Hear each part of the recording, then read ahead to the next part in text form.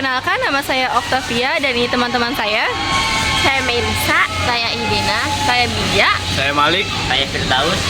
Kami dari kelompok 4 kelas 11 IPS 1 akan membahas mengenai akhlak terpuji. apa sih akhlak terpuji? Yuk kita bahas. Gak bahas sih hari ini. Gini aja bagus kali ya. Bagus.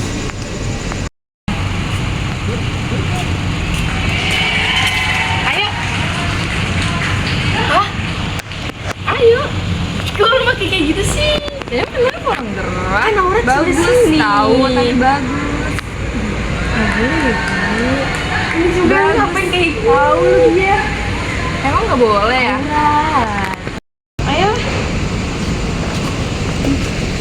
Islam sebagai ajaran yang sempurna telah mengajarkan kepada pemeluknya tentang bagaimana tata cara berpakaian. Berpakaian menurut Islam tidak hanya sebagai kebutuhan dasar yang harus dipenuhi sebagai setiap orang, tetapi berpakaian sebagai tempat untuk mendapatkan ridha Allah Subhanahu wa taala.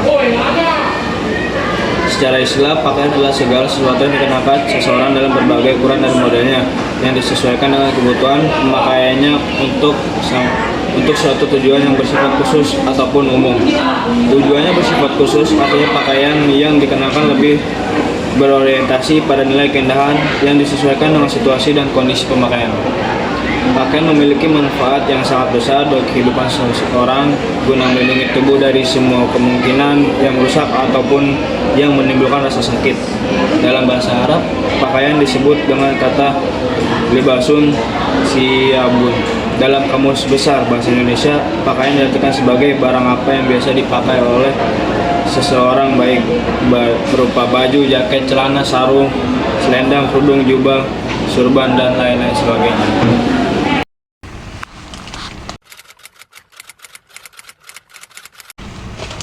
Kamu lagi bercermin? Pakai nanya. Udah doa belum sebelum bercermin? Emang nggak ada ya? Ada nih, dengerin ya.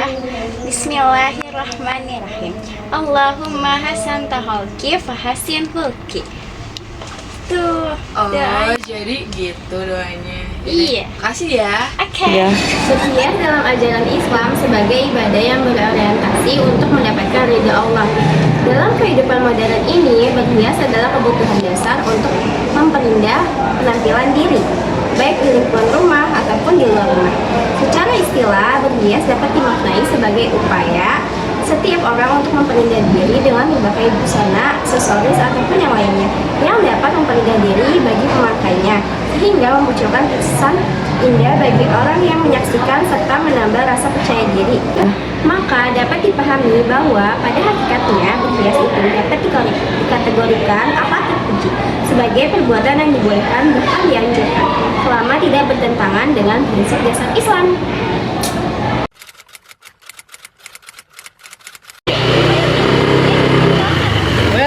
Lu mau ngapain?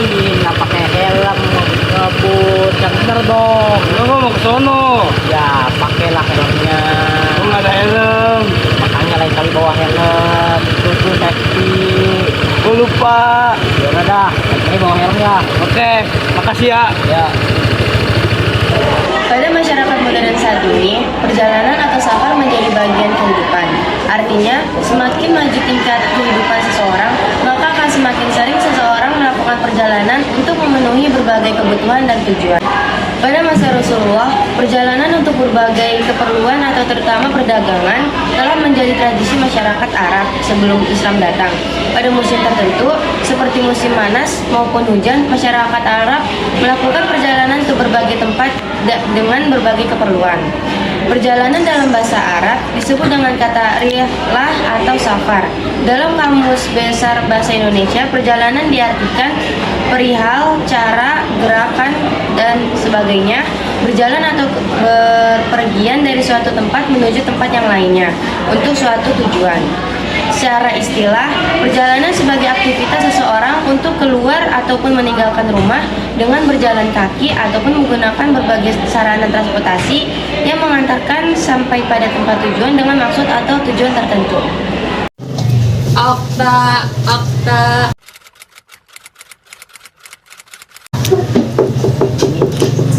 Assalamualaikum.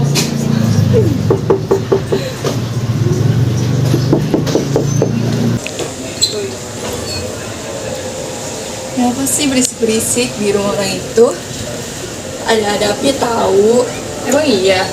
Ada nih, yang pertama itu ngucapin salam 3 kali. Udah belum tadi? Kita lebih dari 3 kali. 10 kali kan? Terus yang kedua itu ngucapin salam sama minta izin masuk. Itu tuh ada di An-Nur ayat ke-27. Terus yang ketiga itu ada dengan ketukan yang gak mengganggu. Tadi kayak berisik banget deh. Enggak kok, cuman gini-gini doang. Terus yang keempat, posisi berdiri tidak menghadap pintu. Berarti benar aku di sini. Aku juga. Terus yang kelima nggak boleh ngintip. Ada yang ngintip nggak tadi? Terus yang keenam itu ngejawab dengan jelas nama pemilik jika pemilik rumah bertanya siapa dari dalam. Terus yang terakhir itu kalau disuruh pulang maka pulang. Yaudah yuk, kita pulang yuk.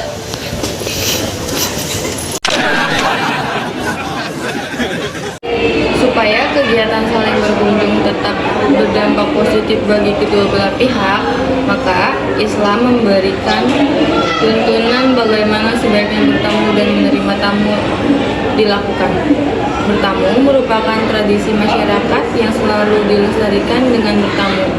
Seseorang bisa menjalin persaudaraan, bahkan dapat menjalin kerjasama untuk meringankan berbagai masalah yang dihadapi dalam kehidupan. Bertamu sebagai kegiatan yang lazim dilakukan masyarakat berbagai tingkatan. Bertamu dalam bahasa Arab disebut dengan at-taziyaroti atau itazlofa yatazlifu. Menurut Kamus Besar Bahasa Indonesia, bertamu diartikan datang berkunjung ke rumah seorang teman ataupun kerabat untuk suatu tujuan ataupun maksud, melawan dan sebagainya. Secara istilah, bertamu merupakan kegiatan mengunjungi rumah sahabat, kerabat, ataupun orang lain dengan tujuan untuk menjalin persaudaraan atau untuk suatu keperluan lain dalam rangka menciptakan kebersamaan dan kemaslahatan bersama.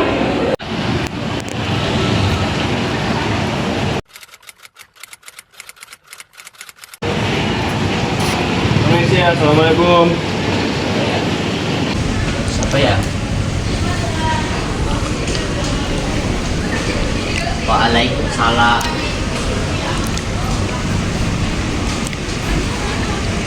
Malik, kenapa Lik? Gua mau minjem tempatnya dong buat jam kelompok, dipakai gak? Kalau dipakai sih, tapi kalau udah, lu pengen ngerjain apa? Mau kerjain tugas. Sama aku juga, kalau mau bareng aja yuk. Udah gas. Yuk.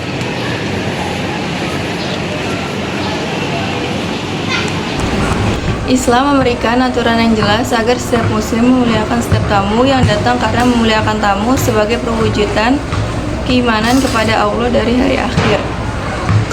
Dengan demikian, seorang muslim yang mengabaikan tamunya maka berdosa dan menunjukkan rendahnya akhlak.